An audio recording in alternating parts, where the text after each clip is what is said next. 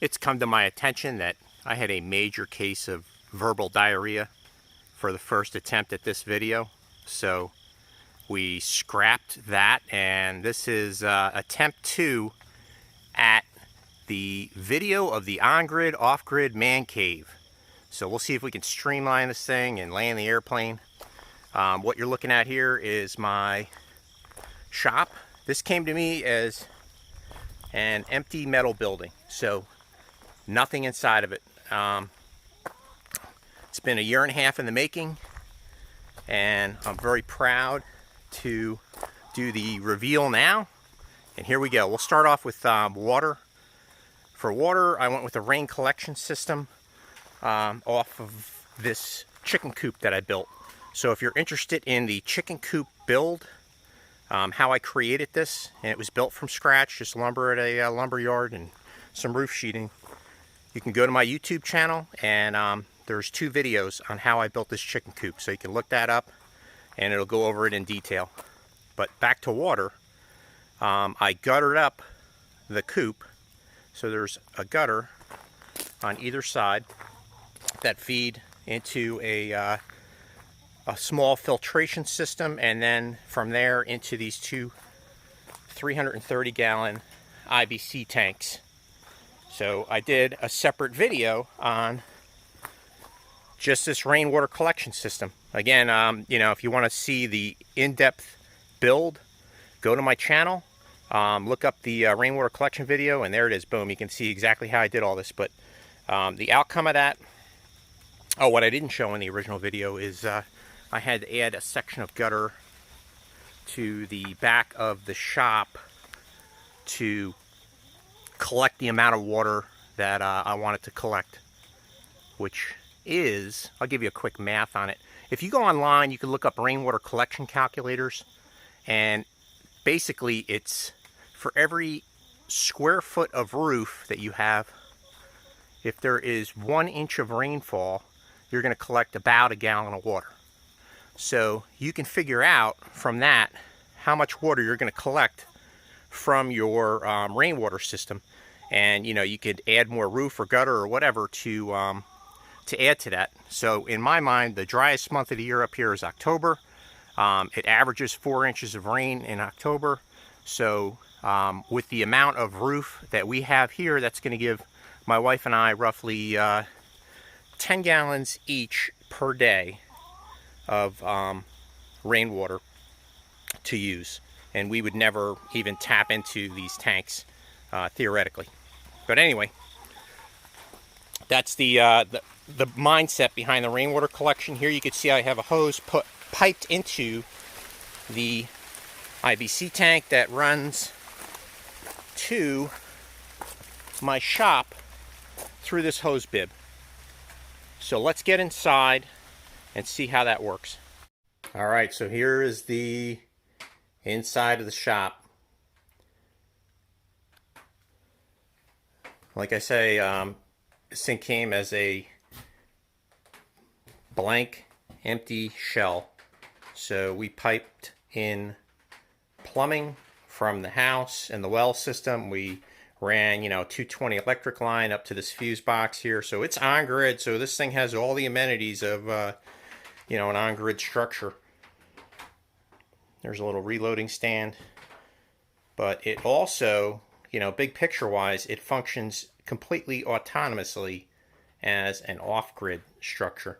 So I kind of like to nerd out on stuff like that, and that was the motivation for this build. So back to water. So this is the pressure tank for my well that, you know, runs off a 220 electric, fuels my house with water, and then I piped a you know, hose bib in.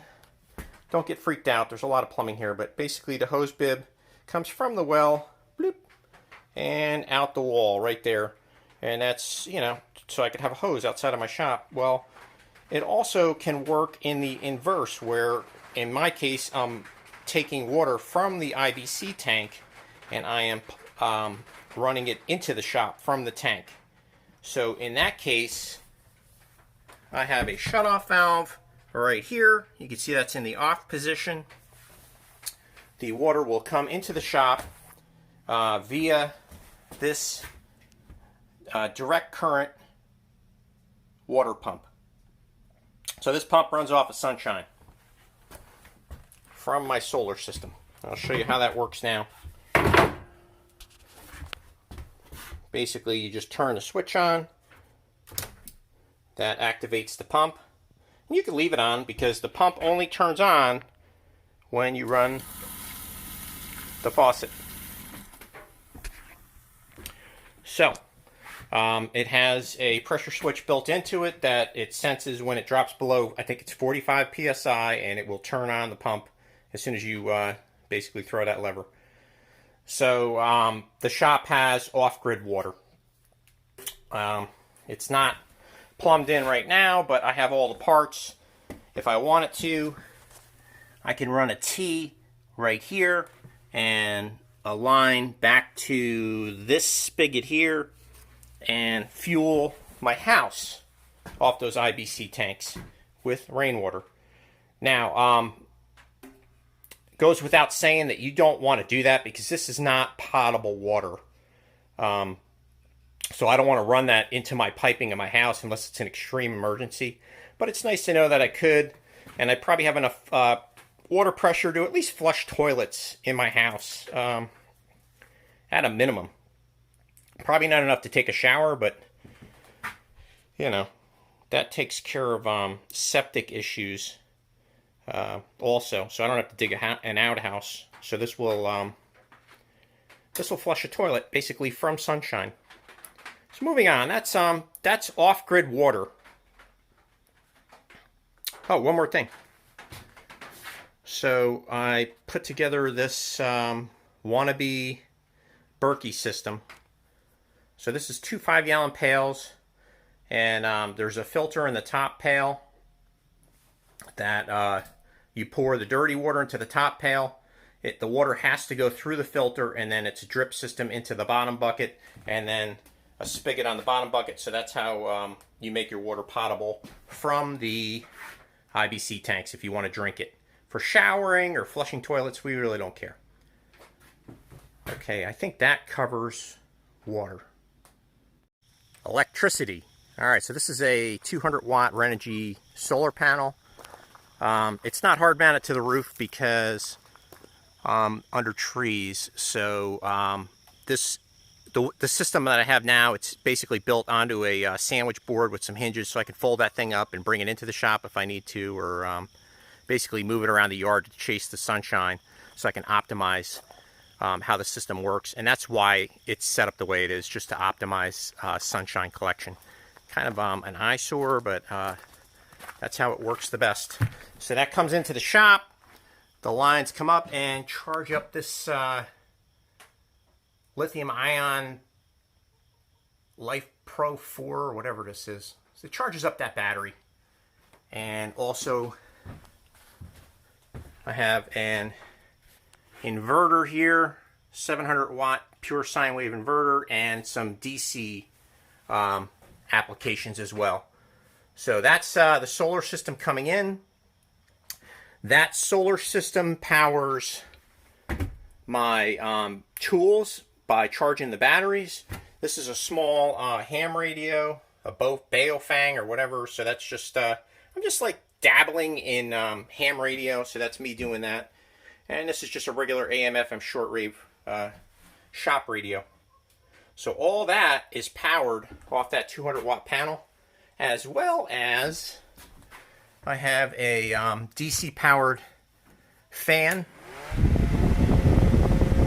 Thing kicks butt, man. It makes a big difference in the summer, cooling you off in here. With all these windows open and that thing running, very nice. And then some LED strip lighting. That's also DC powered. And then of course that water pump over here. So that's that sums up electric. Much cleaner than my first video. Heating and cooking. So you're looking at a wood burning catalytic converter stove. I think it's called an Eglander. But I picked this up off Facebook Marketplace for like 300 bucks. I did a standalone video on just this stove. So if you're interested in the stove build, check out that video. But this shop is heated in the winter with that stove and this chainsaw. I did 2 videos on this Milwaukee 12-volt chainsaw, which kicks ass. I love this thing. It's battery powered. So this chainsaw runs off sunshine, people. The only other thing you got to put in there is bar oil. And if you had 3 gallons of bar oil and a couple extra chains and a sharpener, you're probably good for years of use, trouble-free use. So that is how the shop is heated. I had a comment from somebody that they were concerned about children playing in the shop and getting burned on the stove. Listen, we're retired and there's no kids playing up here. And like my grandmother said, even if there were kids up here, they would only touch that stove once. So we're not really too worried about that. Moving on to cooking. All right, I got 2 20-pound tanks, propane tanks, under the sink there. And they are plumbed to this propane-powered gas burner. So that setup right there is probably a year's worth of cooking fuel. And then, of course, my house has a 120-gallon propane tank fueling a gas stove in there. So we're good. We're good on cooking off-grid. And, of course, you can also cook right on this surface atop the wood-burning stove. The nice thing about the burners is that, if it's summertime, they don't heat up the shop.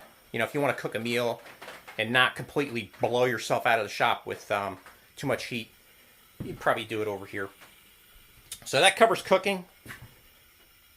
Now we're into sanitation. So we covered the toilet, the operation of the toilet. In a grid down situation, you can obviously bucket water from the IBC tanks into the house, but probably for a longer term grid down situation, I would just plumb that in and run water to my toilet from the shop. Showers, I don't have enough water pressure to do that, so we went with a Keep It Simple Stupid, a KISS bucket shower. So you're looking at it here. It has a temperature gauge on the front, Celsius and Fahrenheit. I don't know if that's showing up, but I would probably warm this water on top of either that propane burner or this wood-burning stove up to about 104, 105 degrees. And then you simply take it outside, prop it up on something higher than your body, and it's a gravity-fed shower system. So it looks like this. Bloop! There it is. Just a hose. So just turn this valve on. I imagine probably 5 gallons of warm water would be way more than most people would need for a off-grid, hasty shower. Just turn that on. Gravity feed the water out the end. Wash yourself down. Shut it off. Just like that. That easy. Should probably talk about laundry now. We got these 2 laundry tubs. Their primary function is to hold beer and ice when we have larger gatherings, but if need be, they could be pressed into service to do laundry old school manual style with a washboard that we keep in the house for decoration. God forbid I ever have to do this, because I absolutely hate doing laundry this way. All right, there you go. We condensed the whole thing down to like 15 minutes, which is way better than it was before. Hope you enjoyed the video. If you did, please don't forget to like and subscribe, because I actually get paid by YouTube if I get enough likes and subscribes. So that helps me out. Will appreciates the extra money. You guys have a great day.